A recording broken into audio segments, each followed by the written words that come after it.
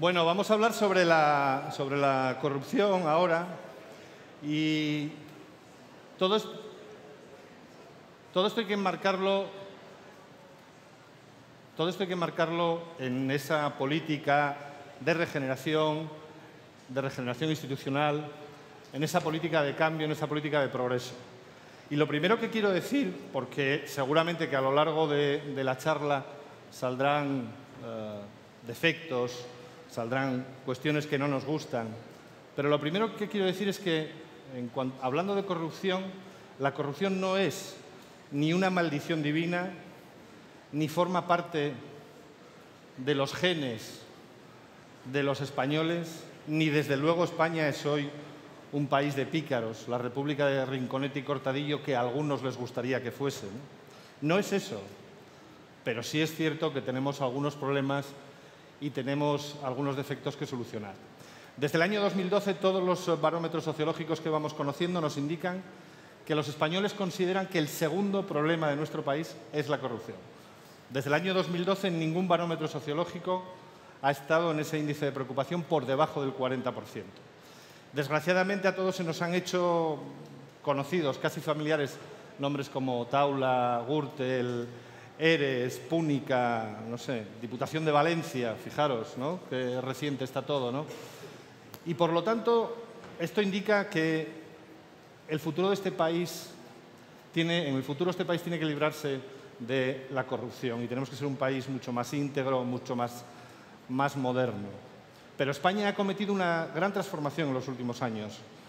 España, hay que reconocerlo, ha hecho un recorrido en los últimos 40 años, y es muy importante decirlo ahora, este año, que se celebran el 40 aniversario de nuestra Constitución del 78. Ha recorrido un largo proceso de modernización, ha recorrido un largo proceso de apertura, de integración en los ámbitos europeos. Y lo que tenemos que hacer es acabar con esa percepción de que somos un país donde siguen primando, pues eso, las prácticas corruptas, las puñaladas de pícaro y los lugares oscuros, ¿no? Vamos a contar con dos personas que desde dos ámbitos distintos trabajan y combaten la corrupción. Yo os las voy a presentar ahora, permitidme que me siente, ahora que ya veo que todos estáis más o menos sentados y me habéis hecho un poco de caso. Y os voy a presentar, en primer lugar, a Fernando Jiménez.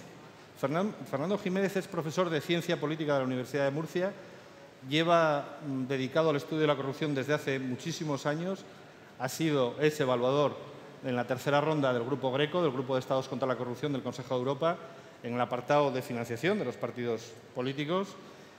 Ha sido becario en la Universidad de California, San Diego, es miembro del capítulo español de Transparencia Internacional y hay pocas cosas con las que esté más de acuerdo que con este párrafo que dice: no hay políticas anticorrupción de izquierdas o de derechas, solo las hay buenas, que son efectivas, y malas, las ineficaces. Se trata de acabar con la colonización política de las administraciones públicas y reducir la percepción de impunidad. Yo, a partir de este párrafo, me callaría, no diría más, pero este párrafo es de un artículo del año 2016 de Fernando, publicado en El País, que se titulaba ¿Qué hacemos con la corrupción? Pues con esto quiero empezar yo preguntándole a Fernando, precisamente. ¿Qué hacemos con la corrupción, Fernando? ¿Tiene solución la corrupción? Yo sé que tú y yo pensamos que sí, pero quiero que nos lo expliques a todos. Muy bien. Muchas gracias, Nacho. Muchas gracias por invitarme, por poder compartir con todos algunas reflexiones, muy breves pinceladas, ¿no?, sobre un problema complejo. Pero antes yo había pensado un poco también por lo que habíamos comentado de cómo organizarlo. Antes de empezar con las soluciones, vamos a hacer un pequeño diagnóstico, ¿no?, de cuál es el problema. Porque evidentemente el tipo de soluciones que propongamos dependerá mucho del tipo de diagnóstico, ¿no? Y en esta primera intervención voy simplemente a dar un diagnóstico basado en tres pinceladas, ¿vale?, en tres ideas muy básicas, pero que tenemos que tener muy claras, ¿no?, cuando analizamos el problema de la corrupción y cuando queremos construir políticas eficaces de lucha contra la corrupción. La primera idea es poner el asunto en su justa medida. Me ha agradado mucho que hayas empezado por ahí, ¿no? Diciendo, bueno, que hay veces que según a quién escuchas y la tentación que muchas veces tenemos cuando analizamos el problema de la corrupción es hacer un diagnóstico muy negro, ¿no?, de la situación española. Y eso no es justo tampoco. Tenemos un problema de corrupción, es más que evidente.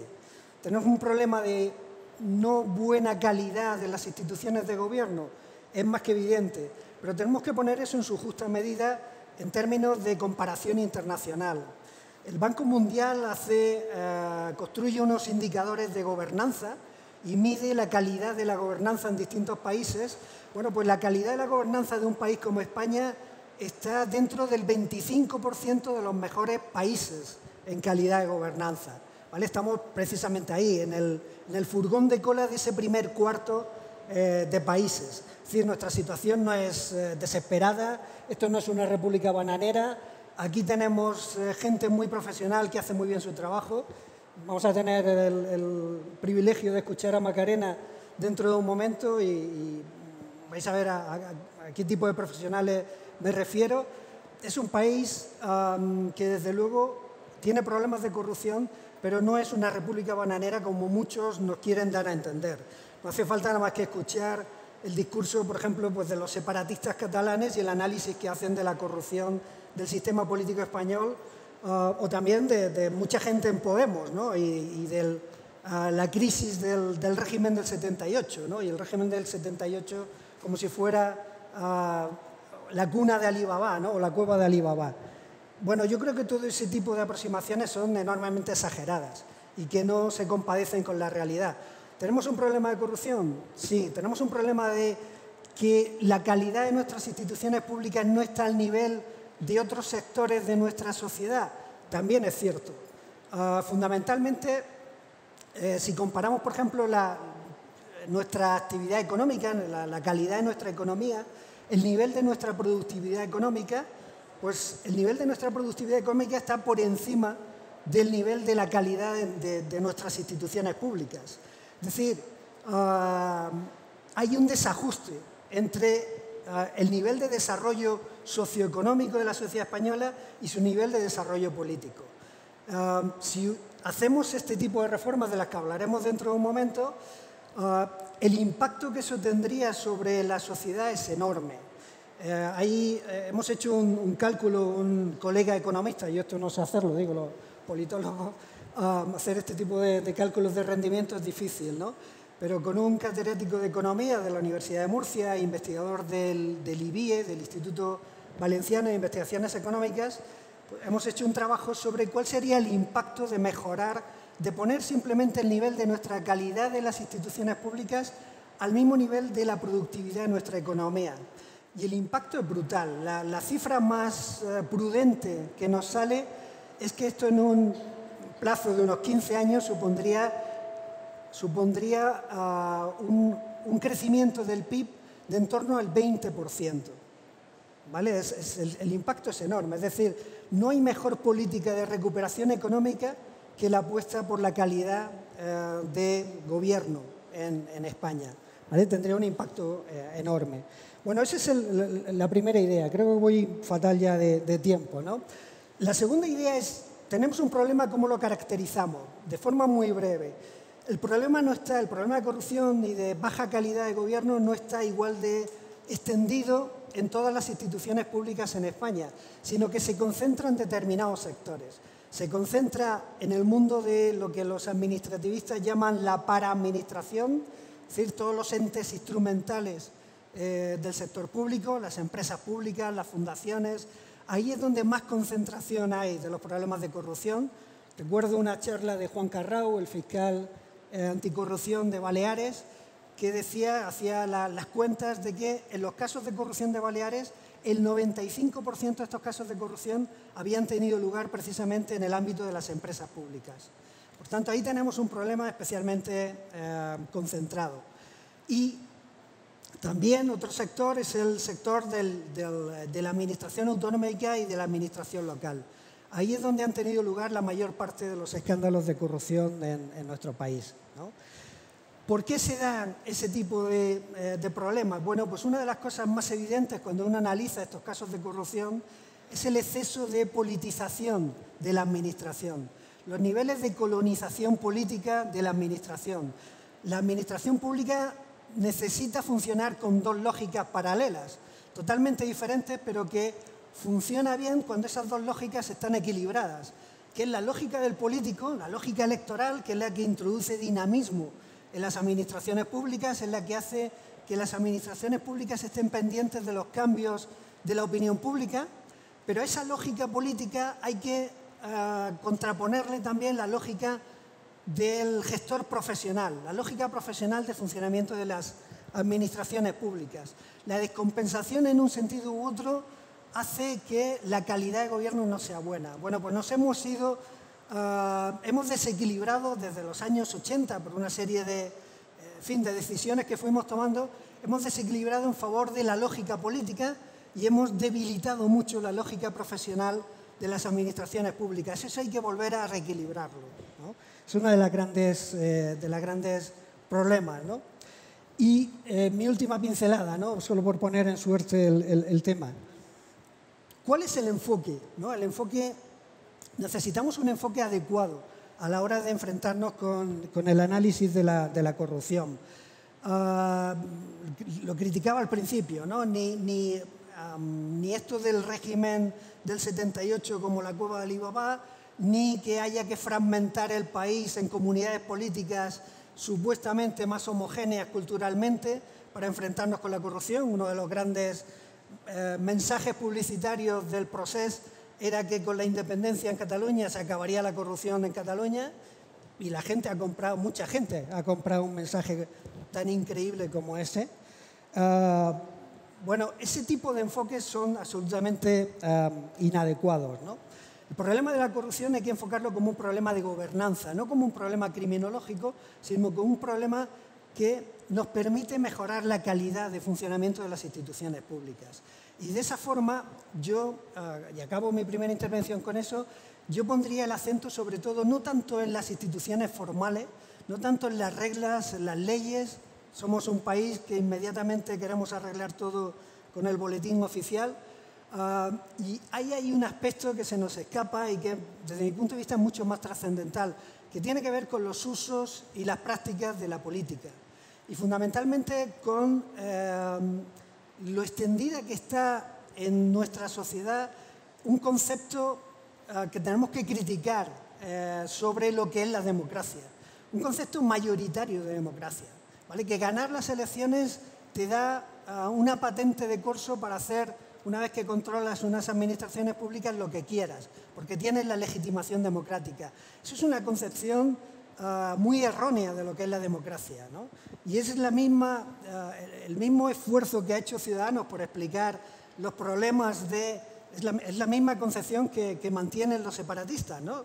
Defendiendo que estos políticos que están presos en las cárceles españolas en realidad son mártires de la democracia y que lo único que se quería ahí era darle la voz a los ciudadanos. Pues es una concepción muy errónea de la democracia, ¿no? Y se olvida un aspecto central de la democracia que es un poder limitado, ¿vale? Esa concepción del poder limitado y de que el poder se ejerce en las instituciones políticas y administrativas dentro de determinados límites que no hay que traspasar nunca, es una concepción que tenemos que ir haciendo que se generalice mucho más de cómo está en la sociedad española. Lo dejo ahí. Muchas gracias. Muchas gracias, Fernando. Yo creo que como para enmarcar el tema me parece una magnífica... Estoy de acuerdo. Una magnífica intervención. Ahora quiero presentaros a Macarena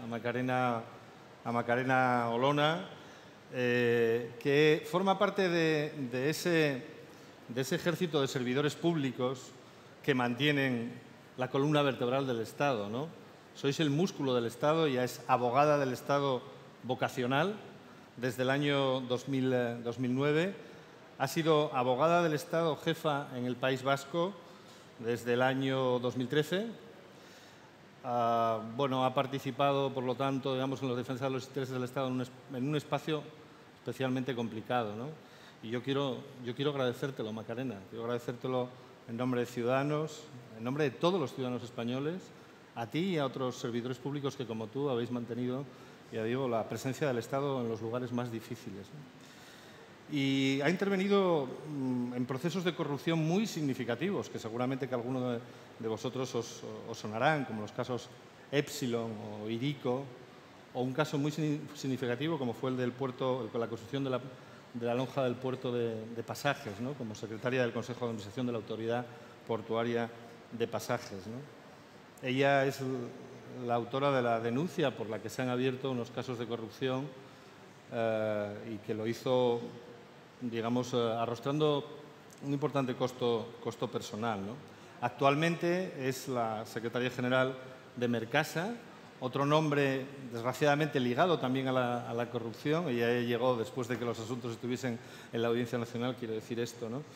Pero me interesa mucho que nos cuente su experiencia personal, su experiencia desde el interior, desde las tripas de la administración pública y la experiencia de una servidora pública comprometida con la defensa del erario público, del interés general, ¿no? Y que nos cuentes un poco cuál ha sido tu experiencia, cómo lo has vivido y qué te ha supuesto para ti ese combate con la corrupción, esa denuncia ante la Fiscalía por la que se han abierto un importante caso de corrupción en el País Vasco, ese lugar, ese espacio feliz, ¿no? Que cuando oímos hablar a algunos representantes nacionalistas parece que aquella es la Arcadia feliz, donde, en fin, nunca hay problemas, ¿no?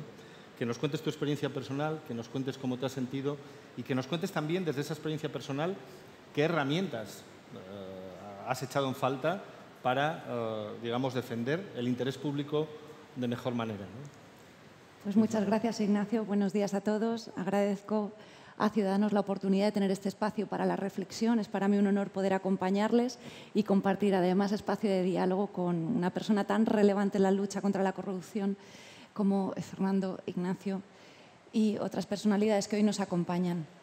Bueno, la verdad es que te agradezco profundamente que cuando me has definido lo hayas hecho como una servidora pública, porque es lo que soy. Desde el año 2009 que yo ingreso en la Abogacía del Estado, estuve 5 años opositando porque tenía clara que mi vocación era de prestar un servicio público y de poner mi vida al servicio del interés general.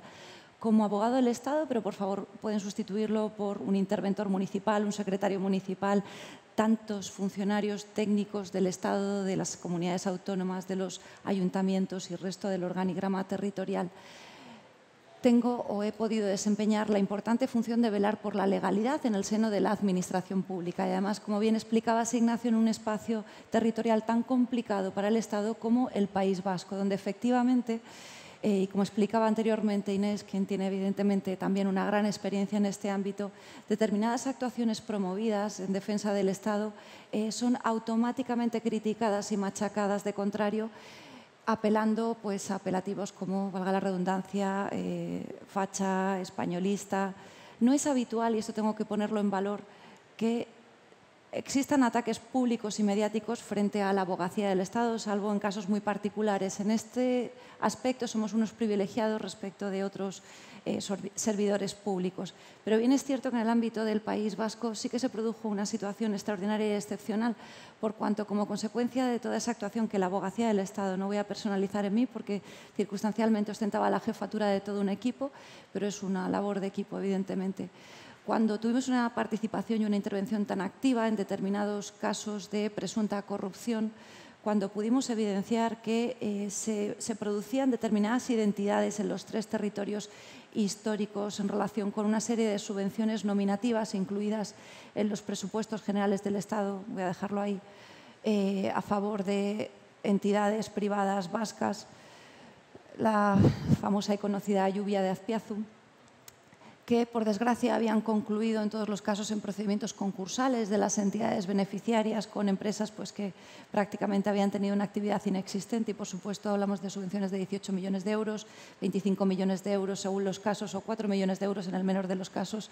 Apreciamos desde esa perspectiva general que podíamos tener como equipo jurídico del Estado una serie de identidades que nos llevaron a tener una defensa muy activa en sede judicial para lograr en definitiva depurar todas las responsabilidades, llevar a cabo una investigación profunda de la mano de Fiscalía, de los órganos judiciales y lograr finalmente el reintegro de los fondos públicos.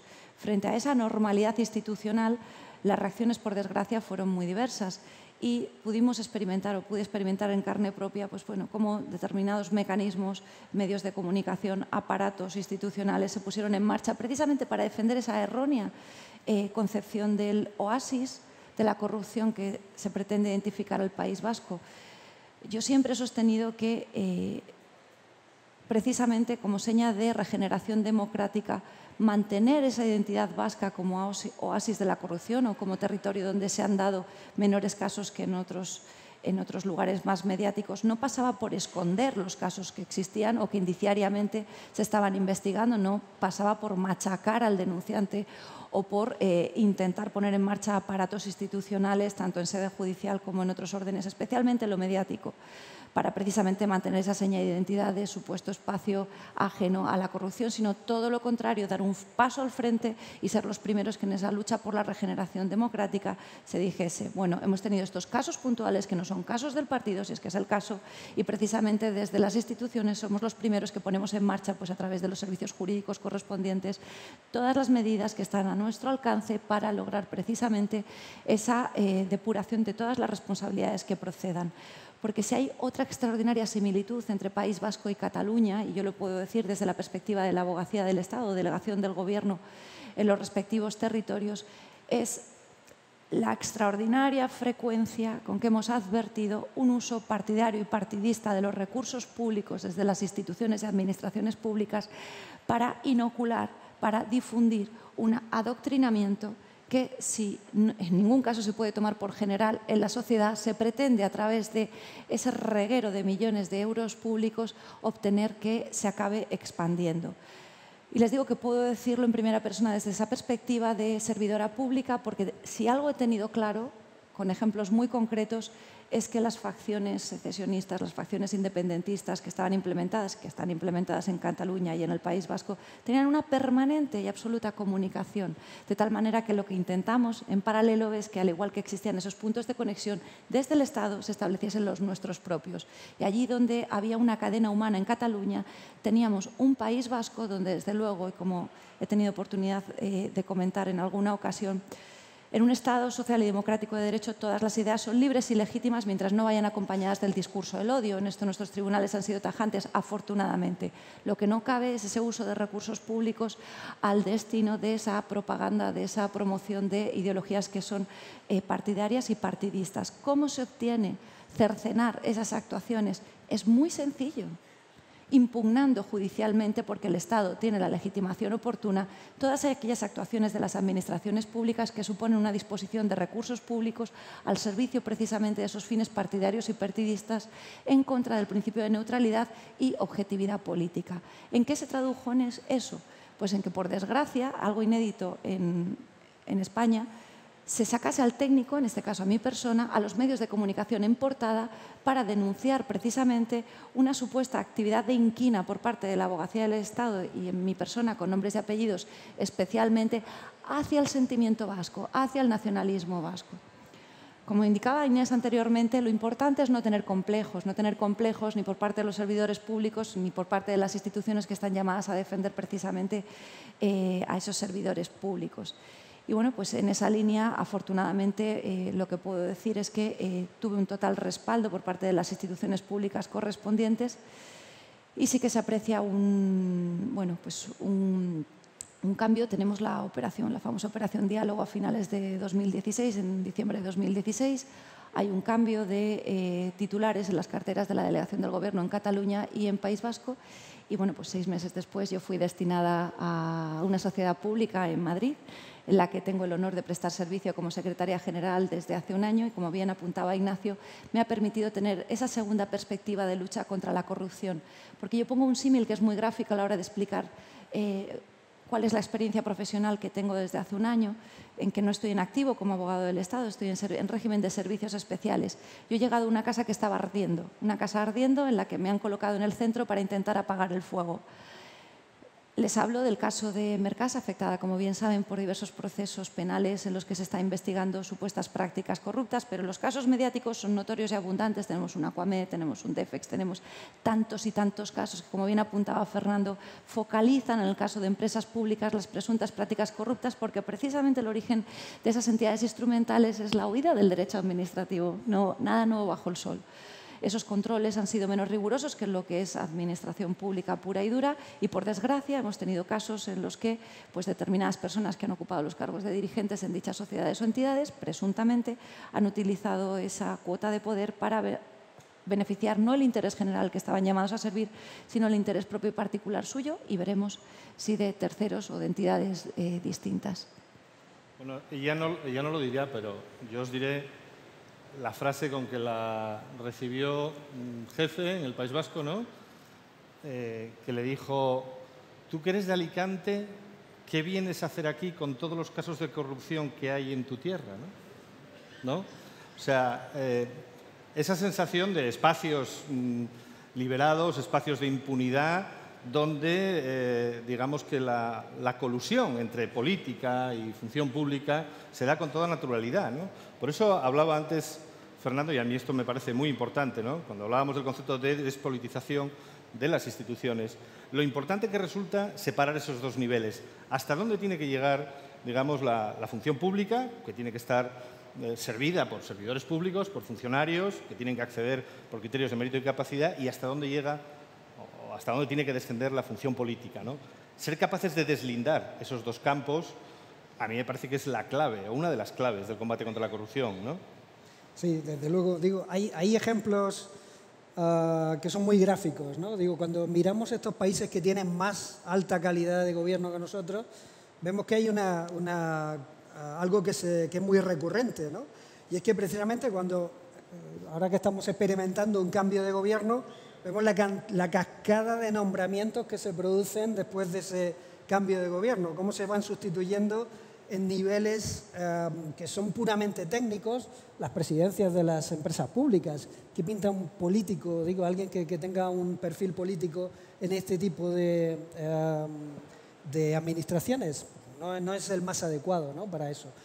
Lo podemos contrastar con una serie que a todos los que nos gusta el color naranja seguro que nos ha parecido una serie fantástica, que es Borgen, ¿no?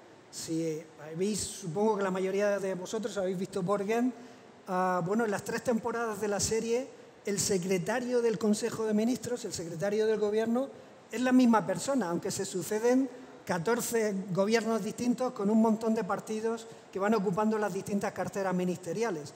El secretario del Consejo de Ministros es un funcionario, un alto funcionario que presta el apoyo necesario a los partidos, sean de la ideología que sean, pero es un profesional de la gestión pública y que además recuerdo un episodio en el que el primer ministro en ese momento iba a visitar Groenlandia, que era una zona sensible con demanda de fuertes de autodeterminación y tal, y el secretario le ponía los límites de hasta dónde podía llegar en su negociación con las autoridades de Groenlandia, ¿no?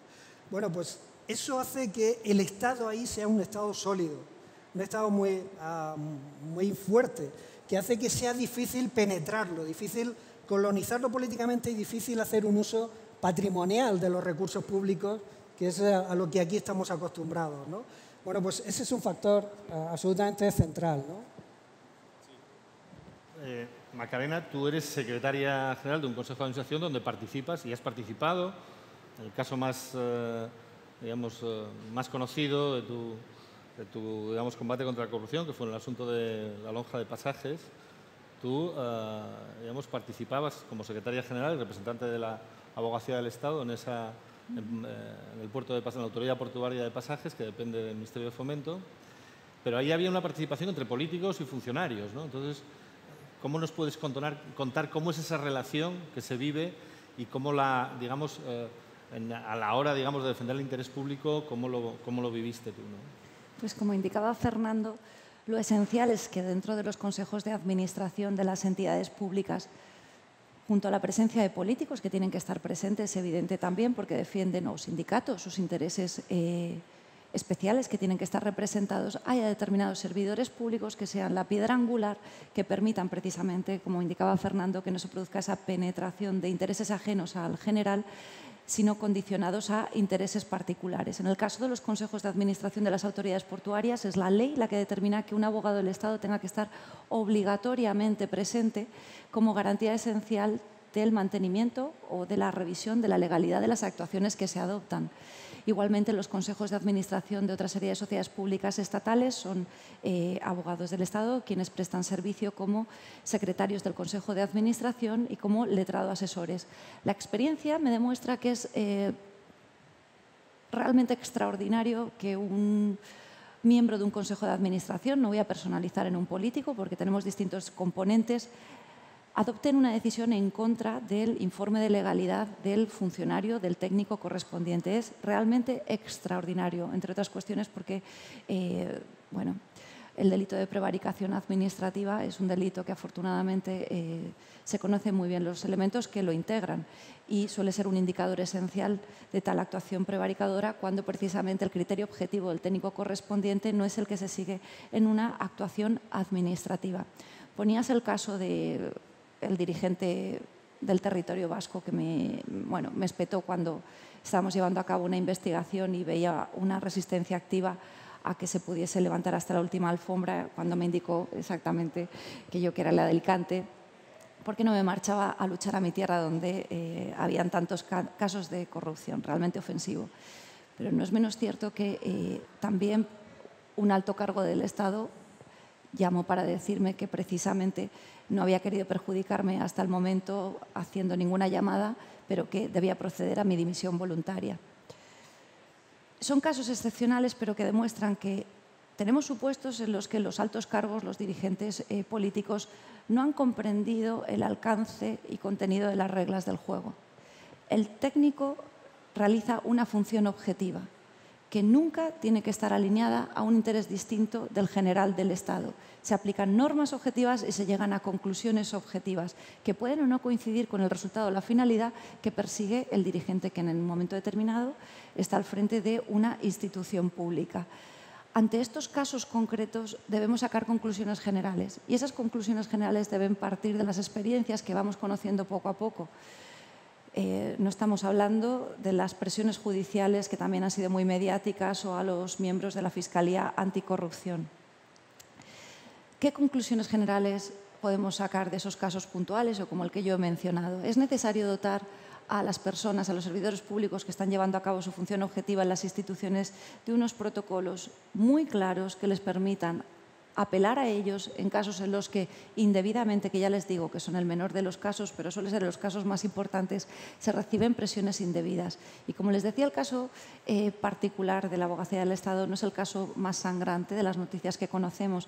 Hablamos del ámbito de los interventores, secretarios municipales, donde conocemos historias terroríficas, historias de auténtico terror. Por desgracia, hoy en día en España, a los denunciantes de corrupción se les obliga a convertirse en auténticos héroes por el coste personal que les supone el llevar adelante su labor objetiva de defensa del interés público. Y no podemos permitirlo. Y esto, como indicaba Fernando Jiménez en su extraordinario artículo publicado en El País en el año 2016, no supone una política anticorrupción de derechas o de izquierdas, sino una buena o una mala política anticorrupción según se demuestre que es o no es eficaz. Esos héroes están dejando su vida y están dejando su vida al servicio de todos los ciudadanos. Si ya conocemos los casos concretos, ¿qué estamos haciendo para remediarlo? Tenemos un proyecto de ley que está en sede de tramitación parlamentaria. Se ha intentado ejemplos similares en los ámbitos autonómicos. ¿Cómo es posible que a fecha de hoy los partidos políticos no hayan logrado un consenso esencial para sacar como pacto de Estado una legislación nacional que nos permita tener medios efectivos de defensa a los denunciantes contra la corrupción? Porque son nuestros ojos en las instituciones públicas. Piensen ustedes que los corruptos lo que buscan y promueven es la opacidad, es la oscuridad. Si precisamente protegemos a aquellos que tenemos dentro de las instituciones cumpliendo unas funciones objetivas, tendremos muchos menores espacios de impunidad, muchos menores espacios de impunidad. Bueno, ahí hay...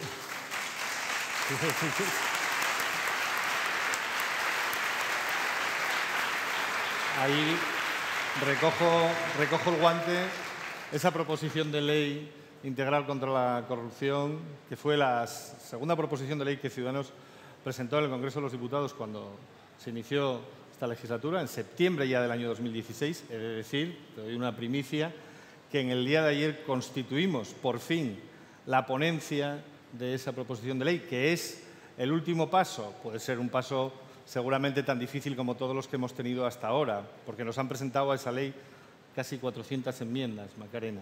Una ley que busca precisamente lo esencial de lo que tú decías, generar un marco de protección a los denunciantes de corrupción, generar un estatus de protección, dotarlos de unos derechos y que haya una autoridad independiente que pueda velar por esos derechos, ¿no?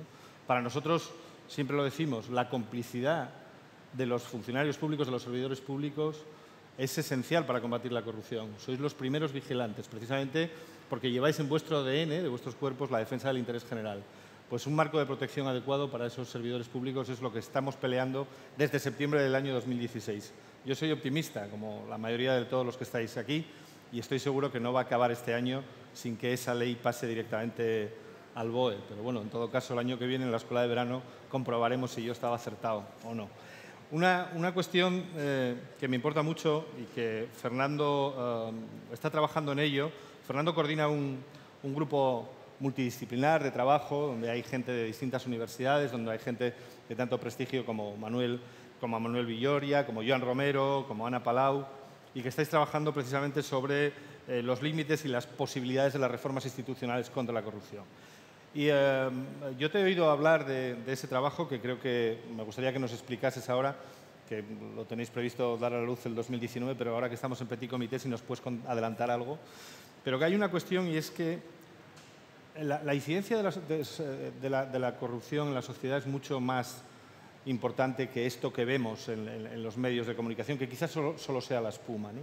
¿Por qué? Porque es verdad que la corrupción genera algunos ganadores. Hay gente que obtiene unos beneficios, unos importantes beneficios, ¿no? Pero también tiene una incidencia muy negativa en el desarrollo de la sociedad en cuanto al crecimiento, tú lo decías antes, y también sobre una cuestión, sobre la sensación de injusticia que se extiende, ¿no? Esa sensación de que no se reparte equitativamente la riqueza, de que no hay un trato igual, ¿no?, en el ámbito de la concurrencia pública fundamentalmente, y esa sensación, por lo tanto, de descrédito de las instituciones que va minando la confianza pública, la confianza de la sociedad, ¿no? Entonces, me gustaría que nos hablases un poco de ese trabajo, si nos puedes adelantar algo de esas conclusiones sobre esas reformas institucionales y luego sobre esa incidencia, ya digo, que va más allá de la pura incidencia mediática y que es la que acaba minando la confianza de una sociedad en las instituciones, ¿no? Sí, bueno, muy brevemente porque nos están tirando de la oreja, pero muy brevemente el proyecto quiere trabajar fundamentalmente sobre tres factores, ¿no?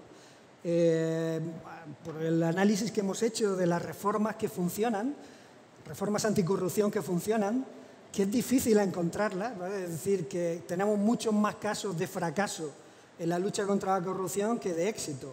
Pero aún así hay casos de éxito y hay casos también que tenemos que poner en su justa medida. No podemos comparar, no sé, lo que se hace en la lucha contra la corrupción en Uganda con lo que se hace en Suecia. Son dos casos, son dos sociedades totalmente diferentes y sería muy injusto medirlas por el mismo patrón. Entonces tenemos que buscar socios de la misma zona cultural, geográfica, expuestos más o menos a los mismos factores estructurales. Y tenemos casos donde hay progreso, ¿no? Costa Rica frente a sus vecinos centroamericanos, Chile frente a Argentina, o Uruguay frente a Argentina también, Estonia frente a Lituania y Letonia, también son casos de progreso en la lucha contra la corrupción. Bueno, con el análisis de esos casos de éxito vemos que hay tres factores clave. Uno, que haya una coyuntura crítica favorable, es decir, que se rompan por una crisis económica, en fin, por un problema de fondo importante, se rompen las redes clientelares que estaban sosteniendo un determinado sistema político, porque no hay recursos disponibles para compensar a los clientes en un determinado momento y lo que tenemos es un surgimiento de una gran indignación en una sociedad. Bueno, esa es una primera condición. Segundo, necesitamos algunas reformas institucionales que puedan servir como palancas de cambio. Las reformas institucionales por sí mismas no hacen nada si no las activamos, si no hay una sociedad civil detrás que empuja. Pero además esas palancas deben estar más o menos bien engrasadas. ¿Qué palancas de cambio, qué reformas institucionales son especialmente interesantes? Bueno, por resumir muchísimo, dos. Protección de denunciantes, absolutamente clave, o de alertadores, que queda como más bonito, y acceso a la información pública, transparencia. Son los dos pilares básicos del tipo de reformas institucionales que funcionan bien como palancas de cambio. El tercer factor es evidentemente el papel de la sociedad civil. ¿Qué hace la sociedad civil? ¿Cómo vota? ¿A quién vota? ¿Vale? ¿A qué tipo de partidos vota? ¿Cómo se articula?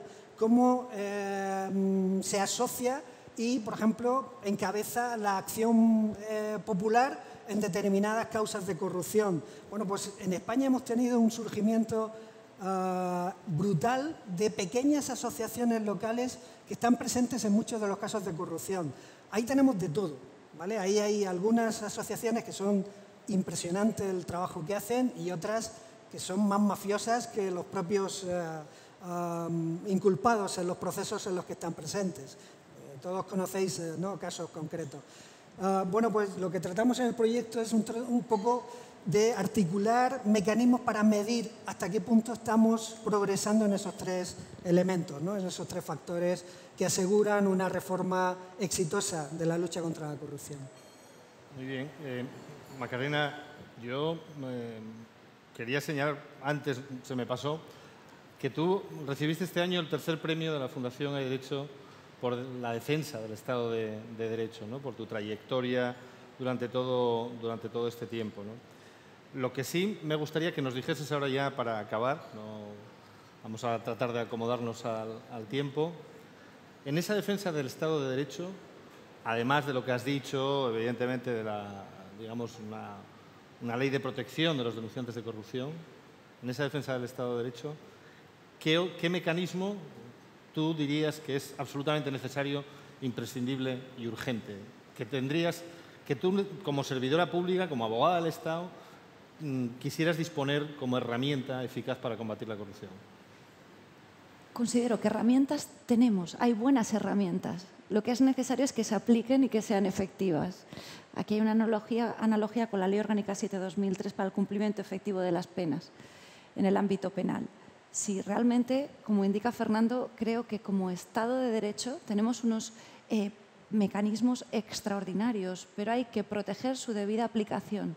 Hemos hablado del ámbito interno de la Administración, vayamos al ámbito externo. Es necesario proteger a los medios de comunicación, es necesario velar por su función esencial de información y de transparencia. No hay cosa que más miedo le pueda dar a un corrupto que empezar a aparecer en los papeles, sobre todo si mantiene todavía responsabilidades políticas.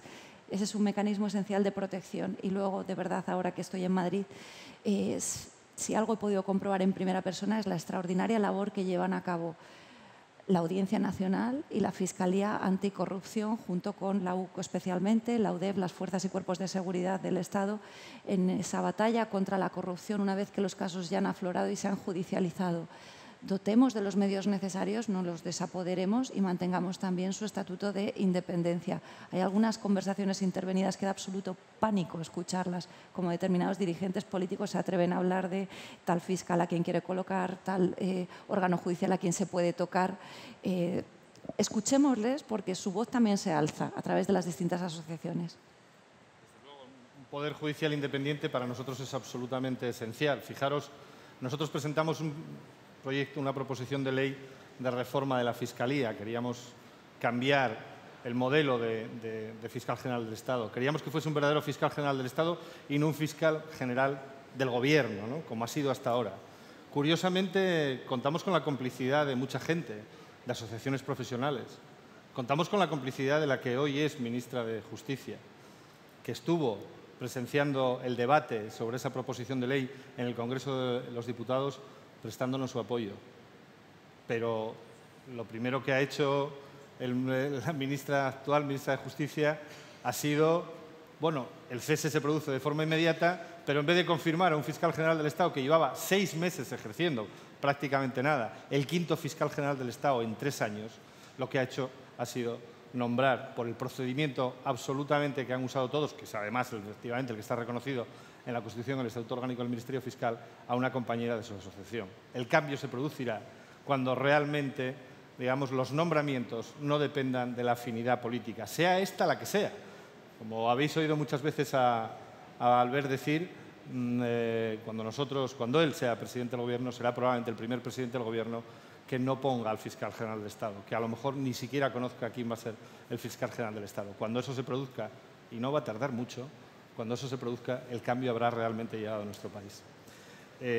Para finalizar,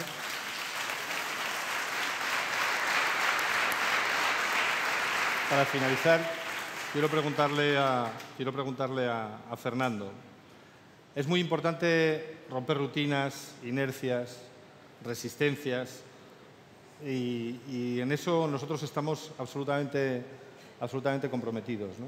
Por eso, lo mismo que le pregunté a Macarena, me gustaría preguntarte a ti. Además de todo lo que has dicho ya, dinos una cosa que para romper esas rutinas, esas inercias, y para que la regeneración pública sea realmente eficaz, habría que abordar ya de forma inmediata. Difícil priorizar. Digo, hay algunos de los analistas de corrupción que lo que dicen es que lo que hace falta es un Big Bang, ¿no? Que no vale con hacer reformas paulatinas, sino hacer todas las reformas gordas de golpe, ¿no? Que es lo único que realmente proporciona un cambio. Por eso me resulta difícil priorizar una por encima de las demás, pero si descontamos el tema de la protección de denunciantes, que es un aspecto clave, porque es eso, es esa primera barrera de control, ¿no? Que hace que luego no sea tan necesario tener que recurrir, ¿no? al Poder Judicial, ¿no? A la Fiscalía, a la Policía. Si esa primera barrera de la protección de los denunciantes, de los que están dentro, de los funcionarios que están dentro, funciona, se sienten protegidos, se sienten incentivados a denunciar las irregularidades con que se encuentran, estamos ganando muchísimo, muchísimo. Y estamos ahorrando muchísimos recursos económicos también, ¿no? Que luego hay que emplear por otro lado. Muchas gracias a los dos. Muchas gracias a los dos por estar aquí, por dedicarnos vuestro tiempo, que yo sé que es escaso, sé que algunos estáis haciendo esfuerzos especiales por estar aquí. Y muchas gracias sobre todo por vuestra tarea, ¿no? Tanto desde un ámbito más académico como desde un ámbito más práctico, desde el interior de la función pública, ¿no? Yo quiero quedarme con unas palabras que decía el filósofo Javier Gomá el día que Macarena recibió ese premio por la defensa del Estado de Derecho, ¿no? Y él decía que desde una perspectiva moral e individual, más importante de que te den un premio es ser digno de que te lo den, y que los premios no solo premian al que lo recibe, sino que apremian a todos los demás para seguir el ejemplo, y yo creo que vosotros dos sois dos magníficos ejemplos de esa sociedad íntegra y decente, y de esa sociedad del buen gobierno a la que nosotros en buena medida aspiramos. Nada más y muchas gracias. Y ahora hay un break de solo 15 minutos. Me dicen que os advierta esto, solo 15 minutos. Muchas gracias.